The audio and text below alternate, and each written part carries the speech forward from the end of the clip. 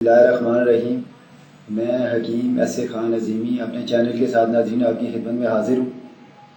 ناظرین آج جو نسخہ میں آپ کی خدمت میں پیش کروں گا وہ ہے پیچز جو لگ جاتے ہیں پانی کی طرح اسہال آتے ہیں، اس کے لیے آسان نسخہ آپ کی خدمت میں پیش کروں گا۔ پچھلے پروگرام میں بھی ایک میں نے پیش کیا تھا، لیکن یہ اس لیے نسخہ دوبارہ میں پیش کر رہا ہوں کہ آسان سے آسان نسخہ جات آپ کی خدمت میں پیش کروں کہ اس میں چوائس آپ کو اس لیے دیتا ہوں میں کہ ایک ہی بیماری پہ میں 3-4 پروگرام اس لیے کرتا ہوں کہ اگر آپ سے ایک دوائی نہیں بنتی تو آپ دوسری دوائی بنا لیں، ایک چیز آپ کو اویلیبل نہیں ہے تو دوسری آپ منگوا لیں۔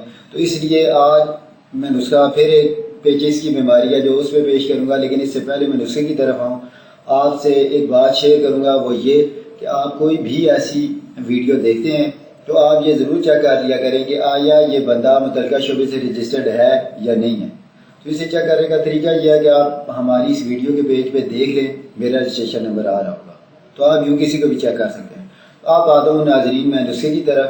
نسخہ یہ ہے کہ بیل گیری کسی بھی پنسار سٹور سے آپ لے لیں 50 گرام، زیرہ سفید وہ بھی 50 گرام آپ لے لیں پنسار سے، ان دونوں کو الگ الگ پیس کے آپ مکس کر لیں۔